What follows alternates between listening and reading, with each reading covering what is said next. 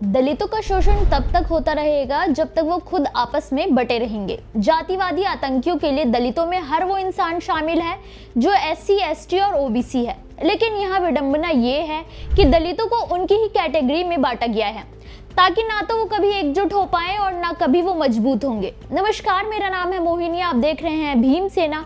पिछले 24 घंटे में दलितों के साथ होने वाली घटनाओं के बारे में जानेंगे जो इस वक्त सोशल मीडिया पर काफी सुर्खियों में है। दलितों से जुड़ा पहला मामला भीम आर्मी चीफ चंद्रशेखर आजाद को लेकर है, जिन्होंने UGC के नए नियमों को लेकर आगरा के बाद अब कन्नौज में भी संवैधानिक अधिकार बचाओ भाईचारा बनाओ महारैली की है। UGC के नए नियमों पर लगी रोक को लेकर देश भर में बहुजन छात्रों का विरोध प्रदर्शन जारी है।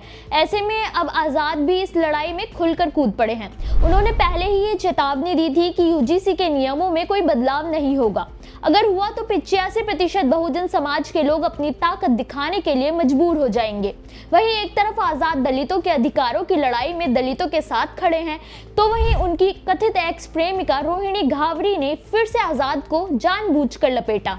घावरी ने सीधे आजाद पर संगीन आरोप लगाते हुए कहा कि आजाद बहुजन छात्रों से आंदोलन करवाकर केवल उनका भविष्य खराब कर रहे हैं, जबकि घावरी चाहती है कि बहुजन समाज के छात्र पढ़ाई करें, इन आंदोलनों का हिस्सा न बने। आजाद किसी का भला नहीं चाहते हैं बल्कि अपने मतलब के लिए इस्तेमाल कर रहे हैं। हैरानी की बात तो यह है कि जब सवर्ण UGC का विरोध कर रहे थे तब रोहिणी को वो सही लग रहा था, और जब बहुजन समाज अपने अधिकारों के लिए लड़ रहा है तो ये उन्हें राजनीति का हिस्सा लग रहा है। ये क्या सच में वाल्मीकि समाज से है भी या सवर्णों की वकील हैं? जवाब आप खुद दीजिए। दलितों से जुड़ा अगला मामला हरियाणा के नूंह जिले से है, जहां एक दलित युवक से शादी करने के बाद अब एक मुसलमान महिला को ऑनर किलिंग का डर सताने लगा है। पीड़ित मुस्लिम महिला ने खुद एक वीडियो जारी कर मदद की गुहार लगाई है। ये घटना नूंह जिले के फिरोजपुर झिरका क्षेत्र के एक गांव पाटला शाहपुरी का है।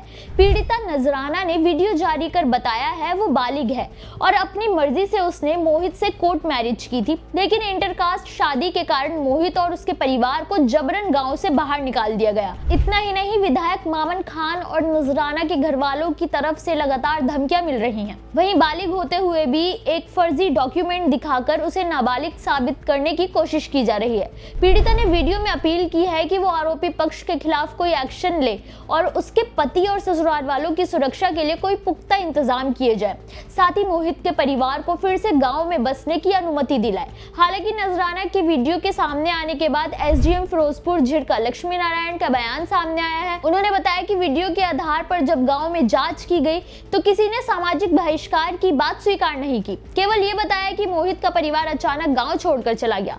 फिलहाल इस पूरे मामले पर नजर रखी जा रही है। अब देखना ये होगा कि विधायक का नाम सामने आने के बाद पुलिस इस वीडियो पर क्या एक्शन लेती है। दलितों से जुड़ा अगला मामला तमिलनाडु के विलुपुरम से है, जहां एक दलित युवती को इंटरकास्ट शादी करने की कीमत अपनी जान देकर चुकानी पड़ी, क्योंकि वो शादी में अपने साथ दहेज लेकर नहीं आई थी। मृतका देवा जैसी प्रिया के परिवार वालों ने उसके पति और ससुराल वालों पर संगीन आरोप लगाते हुए कहा कि प्रिया एक दलित क्रिश्चियन थी और उसने अपने साथ पढ़ने वाले M वसंत कुमार से 3 महीने पहले ही शादी की थी, जो कि हिंदू वरियार समुदाय से है।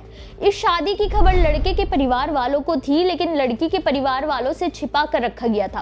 प्रिया के बड़े भाई A रिचर्ड ने शिकायत दर्ज कराते हुए कहा कि प्रिया को दहेज के लिए लगातार उसका पति, उसका भाई भक्तवचलम, उसके सास ससुर मुरुगन और लक्ष्मी प्रताड़ित कर रहे थे। 31 जनवरी को खुद प्रिया ने अपनी चाची को फोन करके ससुराल वालों की करतूत बताई थी और उसके 1 घंटे बाद ही उसकी मौत की खबर आ गई। प्रिया के भाई ने अपनी बहन की हत्या किए जाने का आरोप लगाया है।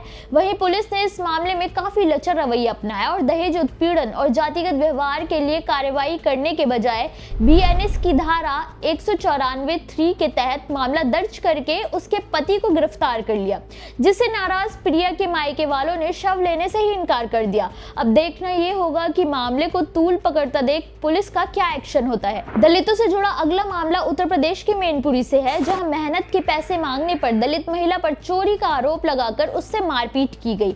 ये घटना मैनपुरी के भोगांव थाना क्षेत्र के मोहल्ला शहीद की रहने वाली रेखा देवी ने तहरीर दी कि वो घरेलू सहायिका के रूप में कई घरों में काम करती है, जिसमें वो अपने ही मोहल्ले में राजकिशोर शाक्य के यहाँ भी झाड़ू पोछा का काम करती थी। राजकिशोर ने पिछले 5 महीनों से उसे पैसे नहीं दिए थे।